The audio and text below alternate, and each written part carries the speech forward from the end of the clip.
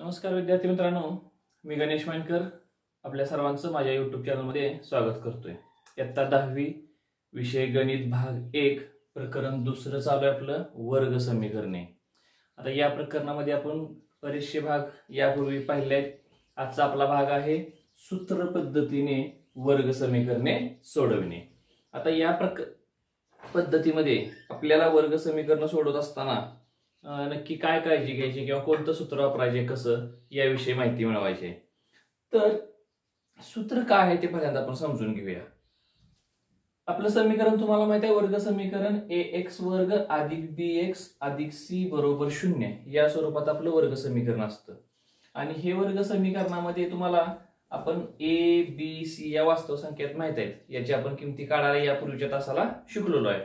मग abc च्या किमती जर आपण काढल्या आणि हे सूत्र आहे बघा वजा b अधिक वजा वर्गमुळात b वर्ग वजा 4ac छेद 2a। जर या सूत्रामध्ये तुम्ही a b c यांच्या किमती भरल्या तर या राशीत लिहून आपल्याला जी किमती भरायच्या नंतर या राशीला सोपरूप द्यायचं किंवा या सूत्राला सोपरूप द्यायचं। सोपरूप दिले की आपल्याला समीकरणाच्या उकली मिळतात, म्हणून वरील सूत्राला वर्ग समीकरण सोडवण्याचे सूत्र असे म्हणतात। आता हे सूत्र कसं तयार झालंय हे तुम्हाला पुस्तकामध्ये दिलेलं आहे। परीक्षेला हे सूत्र कसं तयार करायचं विचारत नाही, त्यामुळे आपण त्याच्यावर वेळ घालवणार नाही। फक्त आपल्याला या सूत्रानं वर्ग समीकरण कशी सोडवायची ते बघायचे। आता तुम्हाला माहित असेल की आपण यापूर्वी अवयव पद्धतीने वर्ग समीकरणे कशी सोडवायची हे पाहिले। मग अवयव पद्धत सोपी असताना आपल्याला सूत्र पद्धत का वापरायची गरज आहे किंवा कशासाठी वापरायची, तर काही उदाहरणं अशी आहेत की अवयव पद्धतीने त्याचे अवयव पडत नाहीत आणि आपल्याला त्याची मूळ किंवा उकली काढता येत नाही।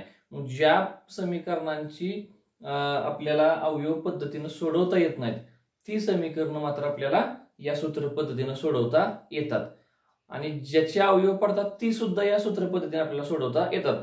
म्हणजे कसलं उदाहरण बघा, एक नमुना दाखल आपण उदाहरण घेऊया पुस्तकामधलेच। x वर्ग वजा 3x वजा 2 x वर्ग वजा 3x वजा 2 बरोबर 0। आता माहित तुम्हाला यापूर्वी शिकलाय बघा तुम्ही, आता a 1 आहे आणि c किती आहे याचा वजा 2, म्हणजे b वजा 2 चे आपल्याला अवयव पाडायचे आहेत। वजा 2 चे असे अवयव पाडायचे की वजाबाकी किती आली पाहिजे, 3 आली पाहिजे। आता 2 चे अवयव 2 चा तुम्ही अवयव पाडले तर b असा एवढा एकच अवयव पडतो, आणि 2 ची 1 ची आपल्याला वजाबाकी हवे 3। आता 2 ची 1 ची वजाबाकी केली तर किती येणार आहे, 1 येणार आहे। आपल्याला पाहिजे किती, 3 पाहिजे। मग आता अवयव पद्धतीनुसार आपण हे गणित सोडवू शकत नाही, कारण आपल्याला 2 आणि 1 अवयव लिहिलं तर आपल्याला इथं तर 3 दिसते, पण ती काय पाहिजे आपल्याला वजाबाकी पाहिजे, आणि आपल्याला वजाबाकी 3 पाहिजे, परंतु 2 ची 1 ची वजाबाकी 3 येत नाही। त्याच्यामुळे आपल्याला ह्या अवयव पद्धतीने गणित सोडवता येणार नाही। त्यासाठी आपल्याला अशी काही गणित असतात की ज्यांचे अवयव पडत नाहीत ती मग सोडण्यासाठी आपल्याला या सूत्राचा उपयोग होतो। मग आता कसं सोडवायचं सूत्राने गणित, तर आपण यासाठी सराव संच 2.4 मधली जी सूत्र पद्धतीने समीकरण आपल्याला सोडवायची आहेत ती समीकरण सोडवूया। आणि ही समीकरण सोडवत असताना आपल्याला सराव संच 2.4 मधला दुसरा प्रश्न पाहायचा आहे। दुसऱ्या प्रश्नामध्ये बघा खालील वर्ग समीकरणे सूत्राचा वापर करून सोडवायचा आहे। पहिल्या प्रश्नात तुम्हाला एबीसी च्या किमती काढायच्या आहेत, पण तो भाग आपला पाठीमागे झालाय, त्याच्यामुळे आपण डायरेक्ट दुसरा प्रश्न घेतोय। दुसऱ्या प्रश्नामध्ये बघा पहिलं उदाहरण काय आहे, x चा वर्ग अधिक 6x अधिक 5 बरोबर 0। आता बघा हे समीकरण कसं सोडवायचं, तर सगळ्यात पहिल्यांदा दिलेल्या समीकरणाला आपण सांगितलं बघा एबीसी च्या किमती आपल्याला या सूत्रामध्ये भरायचे आहेत। त्यासाठी आपल्याला काय करावं लागेल, अगोदर ए बी सी च्या किमती पहिल्यांदा शोधाव्या लागतील। मग आपण काय म्हणूया, x वर्ग अधिक 6x अधिक 5 बरोबर 0 या समीकरणाची ax वर्ग अधिक bx अधिक c बरोबर 0 शी तुलना करूया। अगोदर तुलना केल्यानंतर आपल्याला a काय आहे b काय आहे हे कळेल। तुलना करून पहिल्यांदा आपण a ची किंमत घेऊया। a किती येईल तुमचा सहगुणक दिसत नाही म्हणजे किती असणार आहे, 1 असणार आहे। b ची किंमत किती दिसते आपल्याला 6 दिसते, आणि c ची किंमत किती आहे 5 आहे। आता ह्या किमती तुम्ही डायरेक्ट या सूत्रामध्ये भरू शकता, परंतु एकदमच किमती जर आपण भरल्या तर पायऱ्या थोड्या वाढतात आणि आपल्याला आकडेमोड थोडीशी किचकट वाटते। त्यासाठी काय करायचं, सगळ्यात पहिल्यांदा हे वर्गमुळातलं जे पद आहे बी वर्ग वजा 4ac, या बी वर्ग वजा 4ac ची आपण किंमत पहिल्यांदा शोधून घ्यायची. ती किंमत शोधल्यानंतर आपल्याला गणित सोडवायला सोयीचं ठरतं. मग सगळ्यात पहिला आपण काय करूया, म्हणून बी वर्ग वजा 4ac बरोबर, आता बी चा वर्ग म्हणजे कोणाचा वर्ग, 6 चा वर्ग, वजा 4a आणि c लिहायचे आपल्याला. a म्हणजे किती आहे बघा 1 आहे आणि c म्हणजे किती आहे 5 आहे. मग 6 चा वर्ग 6 36 वजा 4 1 4 आणि 4 5 20. आता 36 मधून 20 गेलं, किती राहिलं बघा, ते राहिलं 16.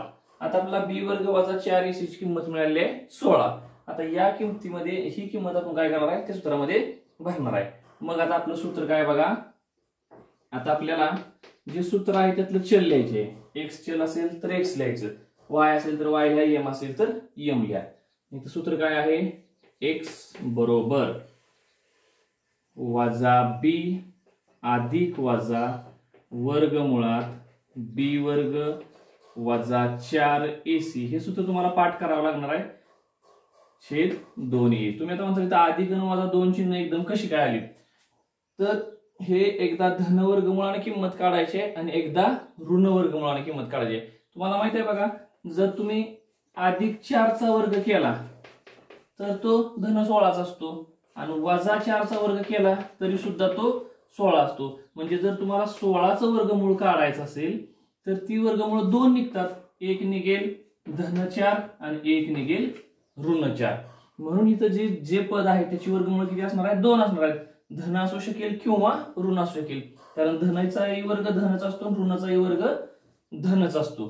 त्याच्यामुळे इथं अधिक आणि वजा चिन्ह येण्याचं कारण काय आहे, कारण प्रत्येक संख्येला धन आणि ऋण अशी 2 वर्गमूळ असतात. म्हणून इथं अधिक आणि वजा चिन्ह आहे आणि याच्यावरनं अधिक म्हणजे धन वर्गमूळाची एक किंमत निघणार आहे आणि ऋण वर्गमूळाची एक किंमत, अशी 2 मूळ निघणार आहेत आपल्याला. आता बघा आपण यामध्ये किमती ठेवूया.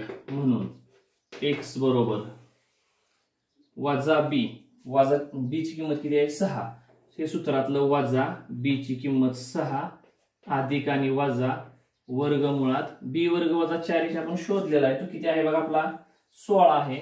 इथं तो 16 भरूया, छेद 2a म्हणजे 2 गुणिले a ची किंमत, a ची किंमत आपली किती आहे 1 आहे, 1 भरली इथं. एक्स बरोबर काय आलं बघा वजा 6 अधिक वजा 16चं वर्गमूळ तुम्हाला माहित आहे किती असतं 4 छेद बेक बे. आता याला अजून सोपं रूप देता येईल आपल्याला. कसं रूप देता येईल, 4 एकदा धन 4 घेऊन एक किंमत मिळेल आणि एकदा ऋण 4 घेऊन एक किंमत मिळेल. मग आपण काय म्हणूया, म्हणून एक्स बरोबर वजा 6 अधिक 4 छेद 2 तर असेल एक्स ची किंमत, किंवा एक्स ची किंमत काय असणार आहे वजा 6 वजा 4 छेद 2 अशी असणार आहे. जर ही किंमत असेल तर काय मिळेल, एक्स बरोबर आता बघा भिन्न चिन्ह असल्यामुळे आपण काय करतो वजा करून मोठ्या संख्येत चिन्ह देतो. 6 न 4 गेलं 2 राहिलं, मोठ्या संख्येत चिन्ह वजा छेद 2 किंवा एक्स बरोबर इथं समान चिन्ह आहेत, समान चिन्ह असल्यावर बेरीज करून आपण आहे तेच चिन्ह देतो. 6 आणि 4 10 आहे, तेच म्हणजे वजा चिन्ह छेद किती आलं 2, भाग लावूया आपण. मग आता बेक बे म्हणजे तो वजा 1 शिल्लक राहील, किंवा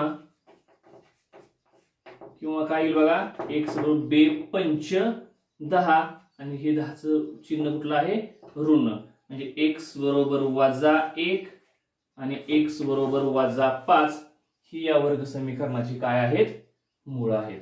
अशा पद्धतीने आपल्याला सूत्र पद्धतीनं हे उदाहरण काय करता येतं सोडवता येतं.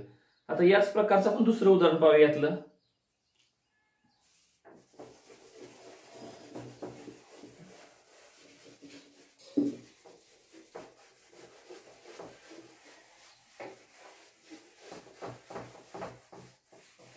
पहा दुसरं उदाहरण काय आहे.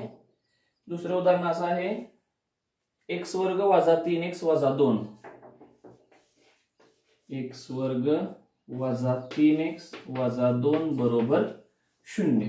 आता याच्यामध्ये तुम्हाला काय करायचे बघा, मागासारखंच पहिल्यांदा आपण काय करणार आहे, दिलेलं समीकरण घेणार आहे एक्स वर्ग वजा 3x वजा 2 बरोबर 0 ची कुणाशी तुलना करणार आहे आपण? ax वर्ग अधिक bx अधिक c बरोबर 0 हे आपलं वर्ग समीकरण सामान्य रूप आहे, याच्याशी तुलना करून आपल्याला काय काय शोधायचे? a शोधायचे. a किती आहे बघा? a इथं आपल्याला दिसतोय 1. b किती आहे बघा? b आहे -3 आणि c किती आहे? c आहे -2.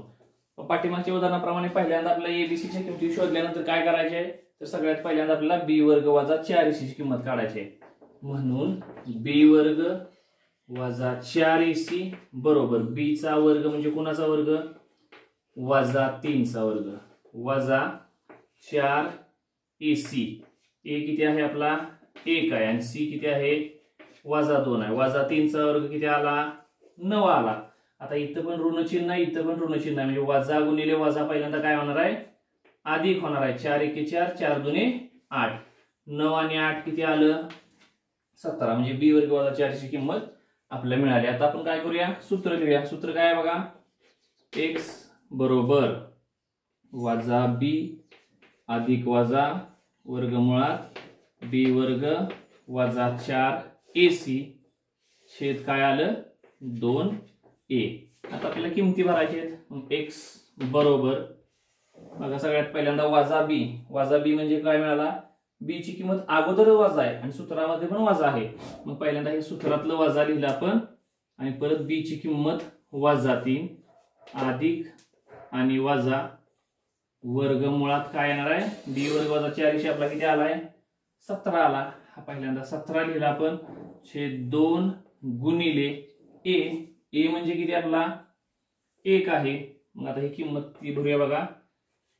x बरोबर इथं बघा ऋण ऋण डबल ऋण चिन्ह तुम्हाला माहिती आहे, ऋण ऋण धन होतं म्हणजे ऋण 3 चं काय झालं इथं? धन 3 झालं किंवा अधिक 3 अधिक वजा वर्गमुळात 17 छेद किती आलं? b. आता या ठिकाणी बघा आपल्याला 17 ची 2 वर्गमूळ काढायचे आहेत, एक धन आणि एक ऋण काढायचे. आता परंतु 17 ही पूर्ण वर्ग संख्या नाही. ही पूर्ण वर्ग संख्या नसल्यामुळे 17चं वर्गमूळ आपल्याला काढता येत नाही किंवा 17 ही मूळ संख्या असल्यामुळे याची फोड सुद्धा होत नाही. त्याच्यामुळे ह्याच्या पुढे आपल्याला सरळ रूप देता येत नाही. मग एकदा हे वर्गमूळ धन 17 आणि हे एकदा वर्गमूळ ऋण 17 घेऊन आपण फक्त 2 उकली तयार करायचे आहेत. मग काय लिहिता येईल आपल्याला? म्हणून x बरोबर 3 अधिक वर्गमुळात 17 छेद 2 किंवा x बरोबर 3 वजा वर्गमुळात 17 छेद 2 अशा आपल्याला फक्त 2च किमती मिळतील. आणि मग ह्या काय झाल्या? या वर्ग समीकरणाची काय झाली? मूळ किंवा उकली झाल्या. कारण याच्या पुढे आपल्याला सरळ रूप देता येत नाही.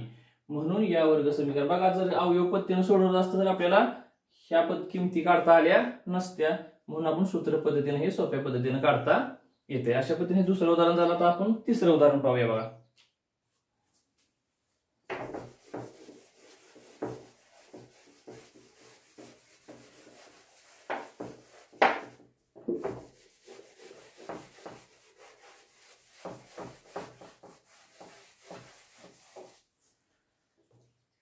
उदाहरण 3 पहा काय? उदाहरण 3 आहे 3m वर्ग अधिक 2m. 3m वर्ग अधिक 2m वजा 7 बरोबर 0. आता पहिल्यांदा आपण काय करणार आहे बघा. यामध्ये दिलेलं उदाहरण घेऊया. 3m वर्ग अधिक 2m वजा 7 बरोबर 0 ची कुणाशी तुलना करणार आहे आपण? ax वर्ग अधिक bx अधिक c बरोबर 0 शी तुलना करून पहिल्यांदा काय मिळवणार आहे आपण? a मिळवणार आहे. a किती आपला? 3 आहे. b किती आहे? 2 आहे आणि c किती आहे? वजा 7 आहे. मग आता आपल्याला पहिल्यांदा काय करायचे आहे? b वर्ग वजा 4ac ची किंमत काढायची आहे.